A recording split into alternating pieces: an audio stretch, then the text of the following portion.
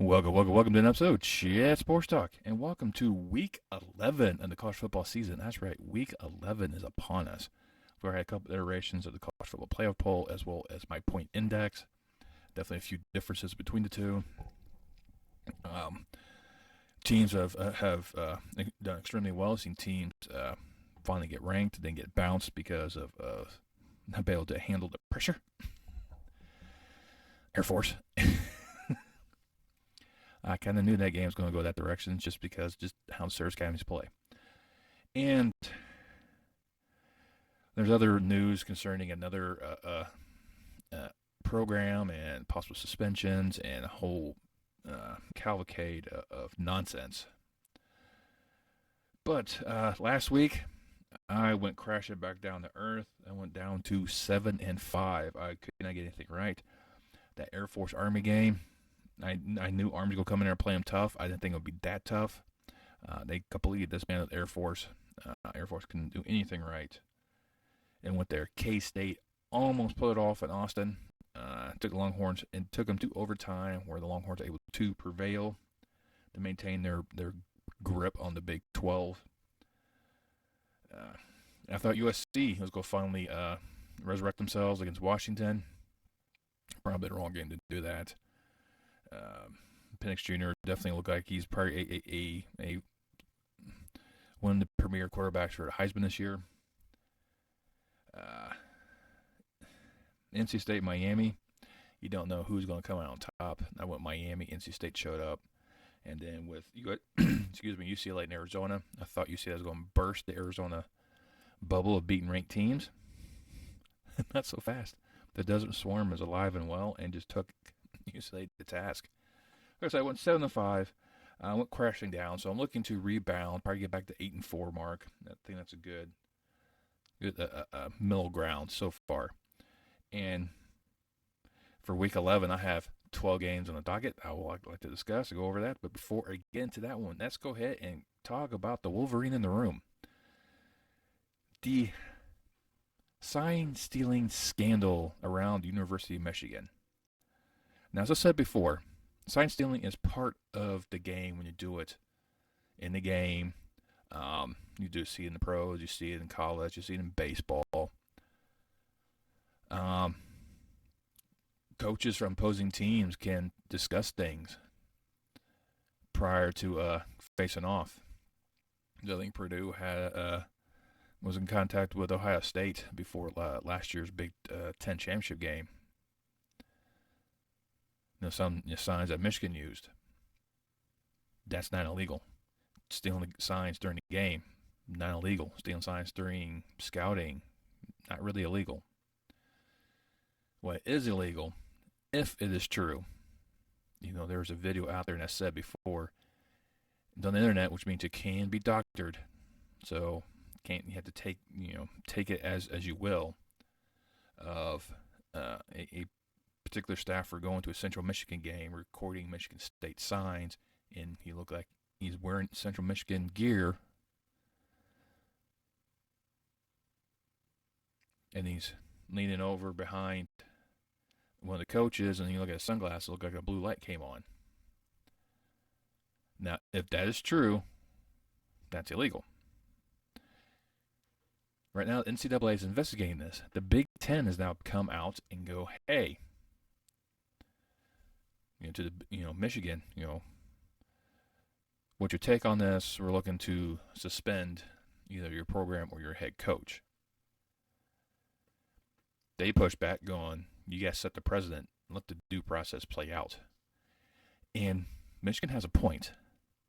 If you go through and suspend Harbaugh, especially before Penn State, you're setting a precedent that any coach in the Big Ten can utilize to go after any other opponent's coaches.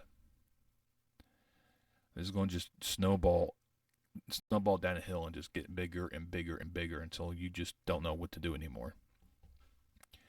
Let the investigation play out. Unfortunately, by the time the investigation is complete, Harbaugh is going to be gone. I think this is the last year of Michigan. There's right now just too much swarming around him that I think he's going to go, okay, peace out. Maybe try his hand once again at the NFL. Who knows? But it's a convoluted mess. One staffer in Michigan has resigned amid these allegations. So we'll see how it plays out. I think the Big Ten should pump the brakes. Um, Probably let Michigan know we're watching you. So mind your P's and Q's, cross your T's, dot your I's. And just kind of go from there and let the investigation process play out by the NCAA. I know they're slow. They probably won't come to the conclusions after the season's over with.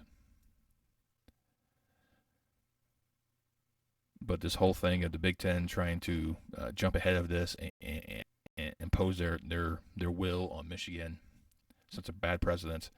Like I said, every program tries to steal signs, trying to decipher what they're trying to say. Coaches talk. It's just the nature of the game. Everyone does it.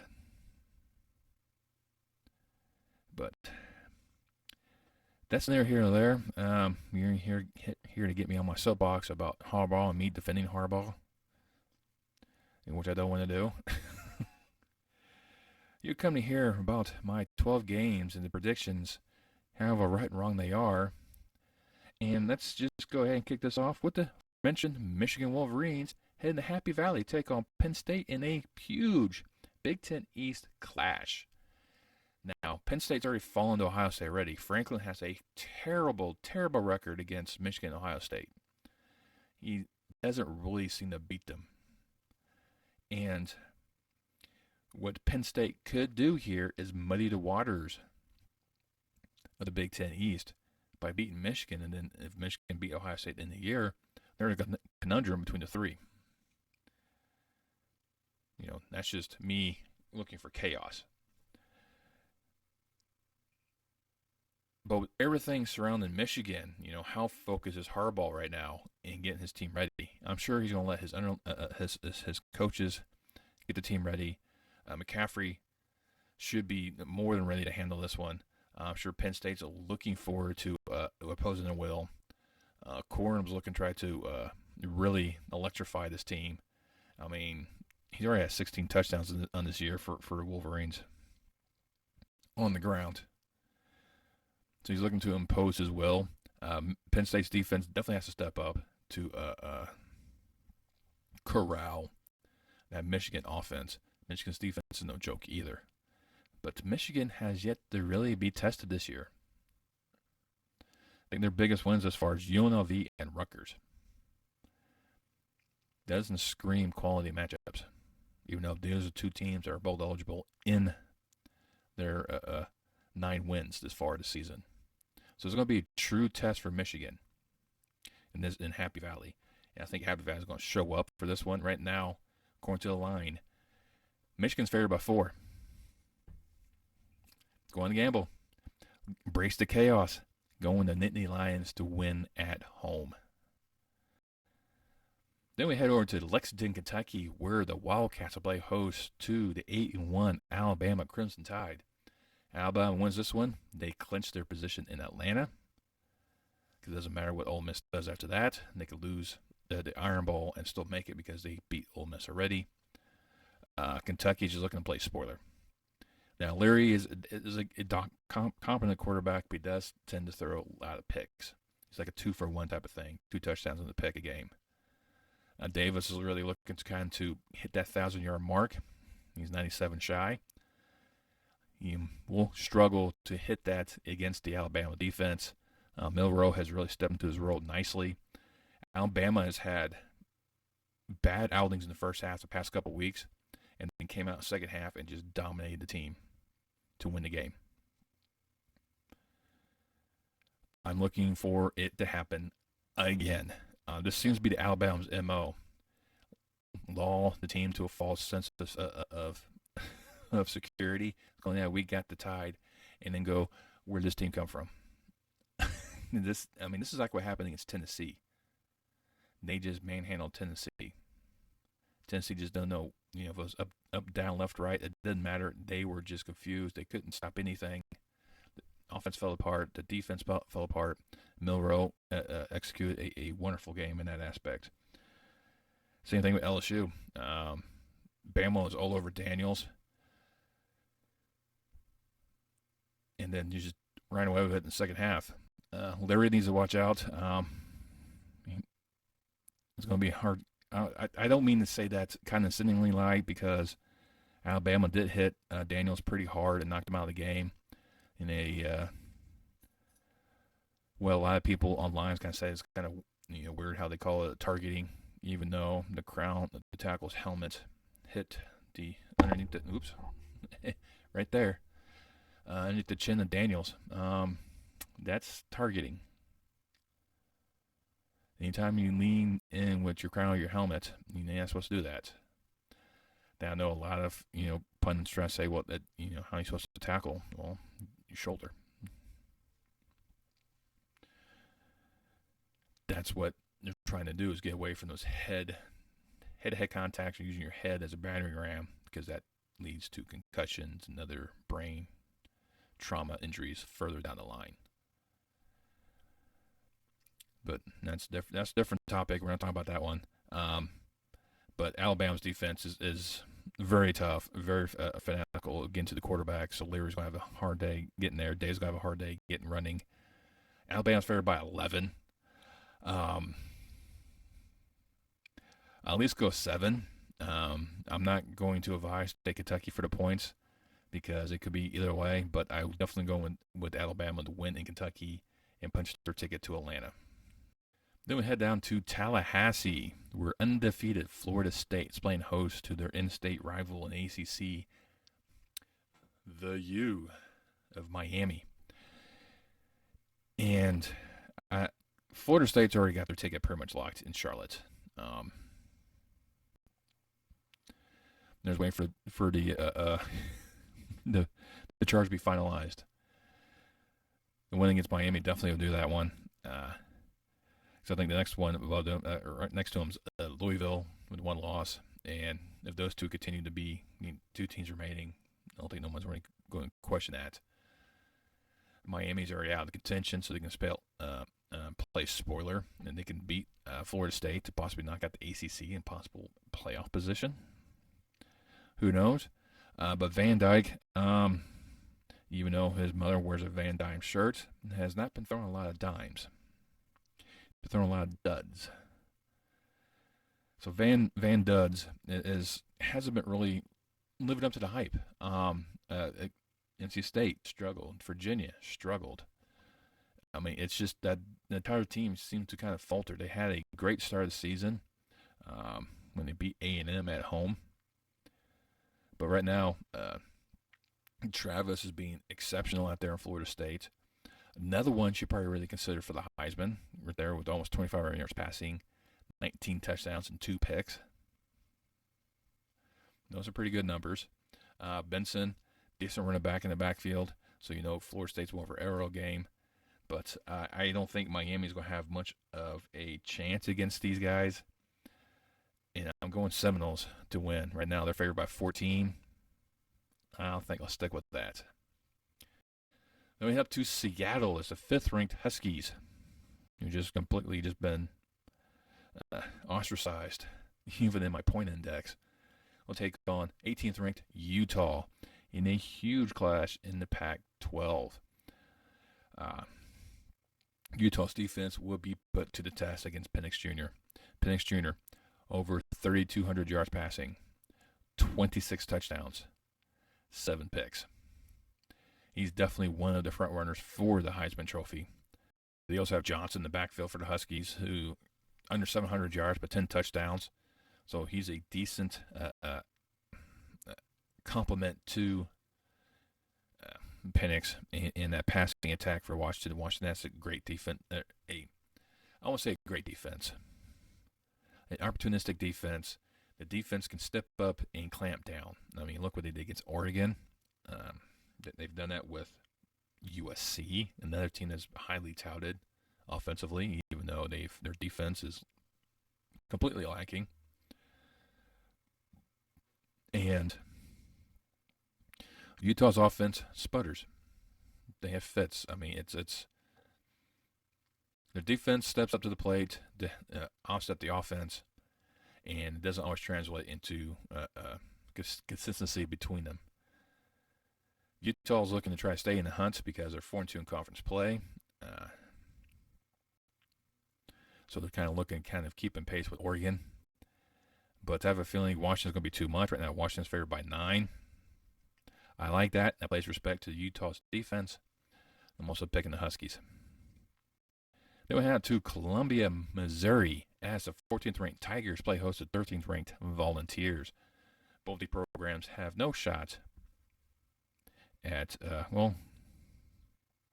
no shot because they've both lost to, Tennessee still has Georgia on the docket. Tennessee needs to win this one and needs Georgia to lose their upcoming game against Ole Miss. And then they're in contention for the SEC East title. So Tennessee's looking to go into Missouri and win. Missouri is no pushover. They took Georgia to task. Now, Georgia's not the same Georgia team the past 2 years. All those players are gone. But Georgia, still very well coached by Kirby Smart, has recruited well. Pretty much next man up philosophy there in Athens. These guys have really embraced it. They're really looking to try to, do that thing. Getting a little ahead of myself about Georgia. But Mizzou has really came out of nowhere and really started to dominate SEC, much like when they did when they first showed up. And Tennessee is just no slack either. They have no hangovers from the previous quarterback. Cook is, let's see, I'm going to get my quarterbacks confused, but Cook leading the Mizzou with 2,400 yards passing, 16 touchdowns, 5 picks. Schrader is the main focus of the Tiger attack. He has almost 1,000 yards rushing with 10 touchdowns. If the Tennessee defense can limit Schrader's ability to affect this game, it should come out. Right now, Tennessee's favored by 2. I'm going Mizzou to ruin the Vols' chances of a SEC championship game appearance. I just way Mizzou was able to handle Georgia, but not quite coming on top. I think they'll be well positioned to handle Tennessee. Tennessee's going to make this a game. There's no doubt about this one, but I think Mizzou is going to has a little bit more in terms of weaponry against the Vols, and I'll take the Tigers at home. Now we head out to Iowa City, where the 22nd ranked Hawkeyes play host to the 6-3 Rutgers. Now Rutgers has no chance of anything, but they did battle Ohio State last week, and Ohio State struggled. Iowa just continues to win, and they win ugly. It's just one of these weird things with the Hawkeyes right now. They're sitting on top of the West in the Big Ten, and the Big Ten still one of the few conferences that still have divisions. But this one is a little interesting. Right now, the line's 1 in favor of the Hawkeyes. And Rutgers' offense is decent, but they have a good defense. And that's what's going to play a huge factor. This is going to be a defensive showdown between these two. Because right now, the over-under in this is 28.5. Let you know, it's going to be fought in the trenches. Be fought in the land, be fought in the air. And, well, you know me. I'm always bracing the chaos. I'm taking Rutgers to win in Iowa City. I think it's just one of these weird matchups that flip a coin, basically. I think either war can win this game, but I'm going to go with the Rutgers winning on the road, knocking off Iowa, really throwing a monkey wrench in the entire Big Ten West. You probably let, a team like Minnesota or even Illinois or Northwestern or Wisconsin, not really Northwestern, but Wisconsin, maybe come back into the picture. But, yeah, Rutgers and a shocker. Then we head back out to the Sun Belt. We're out to Conway, South Carolina, near Myrtle Beach, where Coastal Carolina play host to Texas State. Both are 6-3. Both have 2 losses of conference play. Now, the thing for Coastal Carolina, because James Madison is once again petitioning the NCAA to allow them to play in the postseason and try to have their season mean something for them. These guys, as of right now, won't be able to participate in the Sun Belt Championship game or a bowl game, even though they are undefeated. James Madison, I did in my previous video this week how they were preparing themselves for this transition, so they were more ready before they moved than some of the other programs did. Like, I don't know, Sam Houston. We'll see what the NCAA kind of states on that one. They have a tendency to kind of stand their ground, even though the receiver at North Carolina had to fight to get in and allow him to play because he's third transfer, and NCAA just initiated transfer limit. But that initiated limit after he made the transfer, but they wouldn't allow him to do it. I mean, it was stupid. But anyways, off topic. Going with Texas State, Coastal Carolina. With the Sun Belt, with Texas State, every time I tend to pick them, they lose. When I don't pick them, they win. It's just a weird situation when it comes to these two. Finley, 2,500 yards passing, 18 touchdowns, 5 picks. He's definitely the general for that offense. My D is just another excellent running back, almost 1,000 yards with 8 touchdowns. I mean, offensively, everything's pointing towards Texas State, and everything is. The line's 2.5 for Texas State.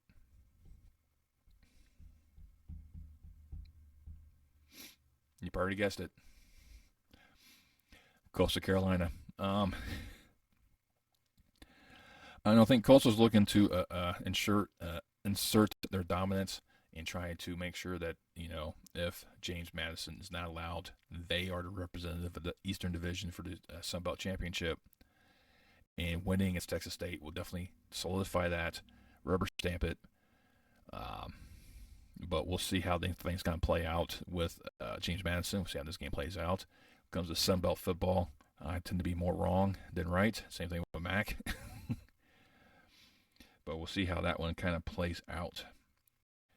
And then we'll do a huge top 10 showdown out there in Athens, Georgia, as the second-ranked Bulldogs will play host to the 9th ranked Ole Miss Rebels, who are 8-1. Ole Miss is looking to maintain this one. They're looking for Alabama to lose back-to-back games. By this time frame, you should already know if they have a shot to winning the West, depending on what happens in Lexington, Kentucky. Georgia will also know whether or not they'll have, already clinched their position in the East after the game in Columbia, Missouri. But besides that point, Georgia's looking to set precedents. They are looking to try to be a three-peat champion, something that has not happened in the modern era of college football, especially at the advent of a playoff system or the +1 model in the BCS era. And we'll have to really, come up with ways to limit Beck's ability. Over 27 yards passing, 16 touchdowns, 4 picks. He's a quiet quarterback in the Heisman talks. He's not flashy. He doesn't have to be. He has a stout defense he can rely on to really kind of hamper things up. And that defense is going to be tested by Judkins, who has almost 800 yards rushing and 12 touchdowns. So he's almost a 100-yard rusher per game. Let you know how dangerous they can be. So we'll kind of see how Dart can be able to throw the dart to Harris. And Georgia's defense is going to be a huge factor in this game. Huge. Right now, Georgia's favored by 11. I might push back on that one. I'll struggle to say if Georgia can win by 10, but Ole Miss will definitely push Georgia to the brink. I won't be surprised if Ole Miss is leading at half, but I think Georgia should be able to come out on top. Capitalize on mistakes Ole Miss could make in the second half and win the game to go 10-0, 7-0 in conference play, punch their ticket to Atlanta with possible showdown with Alabama. Then we head to Norman, Oklahoma, as the Sooners will play host to West Virginia. West Virginia has quality crept up to the rankings in the Big 12. They're 4-2 in the current standings, as well as Oklahoma. So this is going to be a battle to kind of get someone the next level, get closer, maybe getting a trip into Arlington. Oklahoma suffered back-to-back losses, something they didn't expect to happen. I knew they would lose in Bedlam, by the way. Once again, I'm embracing the chaos. Uh, so Gabriel's really looking to kind of reestablish himself. 2,600 yards passing, 20 touchdowns, 5 interceptions. The guy got out of this funk. The Sooner defense has to corral Donaldson, who under 700 yards rushing, 9 touchdowns.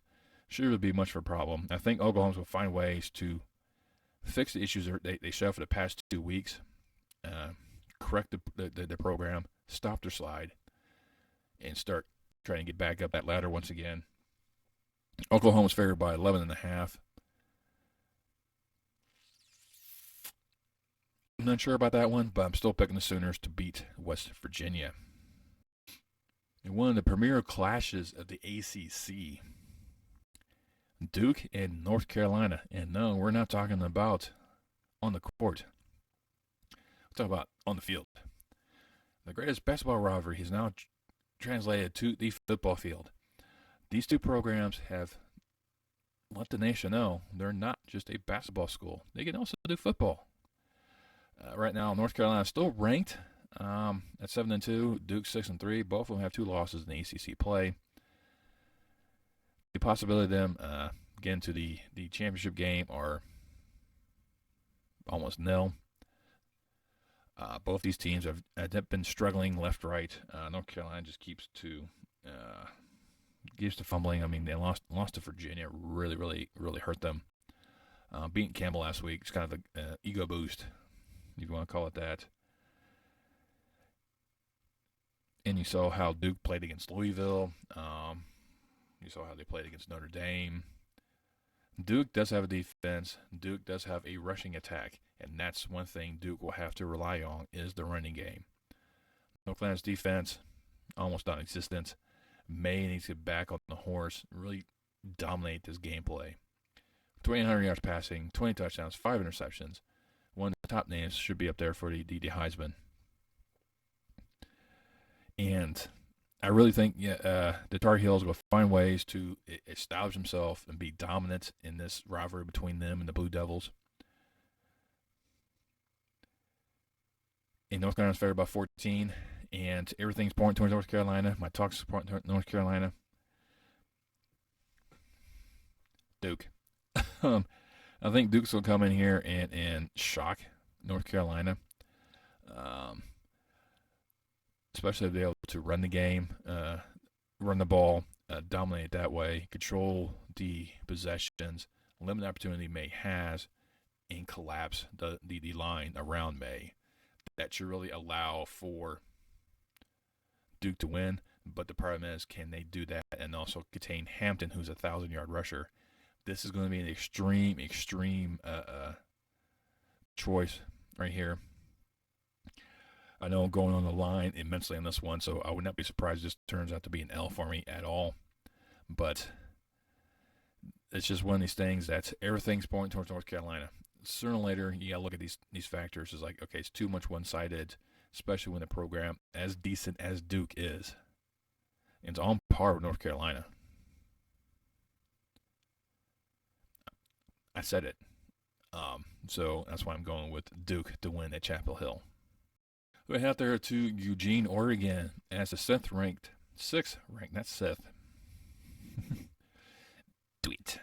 The 6th ranked Ducks play host to the collapsing Trojans. They fell for the horse a trick, and the program's falling, just crumbling from within. The defensive coordinator fired after that Washington game. Caleb Williams, just all that pressure of being a USC quarterback, you are expected to win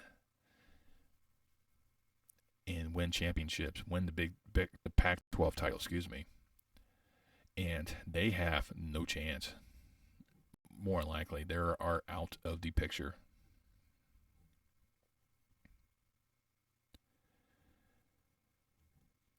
There's a slim hope that they could do this. They just keep losing. Every time you look at it, they just lose. Notre Dame handled them. Washington handled them. It's becoming a routine almost that you can battle against USC and win. I don't know if the new defensive coordinator will be the answer, but they are taking on Bo Nix, who is another perennial Heisman favorite. I mean, the Pack has three of them: Penix Jr., Bo Nix, and then Caleb Williams. Regardless, Caleb Williams being 7-3, he still has phenomenal numbers. Like I said, almost 3,000 yards passing. You cannot overlook that. 28 touchdowns. Can't overlook that. But it seems that USC cannot play against good teams this year. Oregon's a good team. Oregon's favored by 15.5. No. This one I would say take USC for the points. Because I think USC was going to look to assert itself, to try and get back into that picture, trying to maybe try and sneak into that playoff, that championship game in Vegas. Because so far, Oregon's only loss right now is to Washington. And if USC beat Oregon, that will really help them out. Now, pardon knocking Oregon out of contention. But can USC defense handle Irving? Can they handle Bo Nix? In the end, no. In the end, it does matter. I don't think Oregon will win by 15.5, but I do see the Ducks beating the Trojans. And then to cap this week of action, we head out to Provo, Utah. We have BYU hosting Iowa State. Now, this one is not a huge factor in the grand scheme of things. And I can really find any Mountain West games that really kind of plug in here. I mean, I could do Fresno State, San Jose State. But, it's just one of these things that, BYU has been struggling lately, trying to find a footing in the Big 12. Everything kind of points at, they should be doing well. Iowa State's been one of these teams that bounce back and forth, have a good game and have a bad game, good game, bad game, and, all that aspect. I mean, both Iowa State has a higher expectation right now. They're 4-2 in conference play. They definitely need this win to maintain their position and their slim chances again to Arlington. BYU, their role is spoiler. Right now, everything's pointing towards the Cyclones. They're favored by 8 points right now. Beck has not been a very stellar quarterback. Almost a 2-for-1 in terms of touchdowns and interceptions. I think BYU really needs to step up to the plate. This is a perfect opportunity for them to kind of get themselves bowl eligible and get a good conference win, and taking the Cougars to win at home against the Cyclones. Well, there you go. Those are my 12. I went on a limb of quite a few of those, especially the Penn State game. Penn State over Michigan. I'm just bracing the chaos on that one. I really am. I understand that Duke over North Carolina could be a good one. I think Iowa State over losing to BYU could be another one that kind of out there, especially with them being such huge spreads in favor of the other direction. And I went the complete opposite. Either I'm high or I see all. Neither. If you look at my past 2 weeks, 10-2, 7-5, come on. I mean, it's hit and miss with me. I mean, looking at my numbers over here, I've yet to have a losing week. Oh, excuse me. Week 6, 5-7. So, can't toot my own horn on that one. But, anyways. I know, I'm goofy, I'm dumb, I get it. But hey, just let me know what game you look forward to this week. How you feel about this season? Do you think, which undefeated team do you think is being disrespected the most? For me, I think it's Washington. I think Michigan right now is overrated because they haven't really had any tough games as of yet to really assert themselves. Georgia's had it with Mizzou. So, but, let me know what you think down below. It really helps interact with us. Really helps promote the algorithms. Really helps push this video up to the top of the ether so that way everyone can see this lovely face, hear my lovely voice, and provide my stupid opinion about football. Switch it down there. Go ahead, hit the thumbs up, especially like content provider. Like I said, really pleases those YouTube gods and the almighty algorithm that we're all subscribed to. You can also subscribe. Over 90% of you are not subscribed. They come and view my work. If you're here towards the end, you must like it. It doesn't cost you a dime. 0 cents to you. But it means the world to me. And I'm eternally grateful. You just hit that subscribe button, hit the bell icon, turn on notifications until next time I post any more content on my channel. And I'll see you next time on Chat Sports Talk.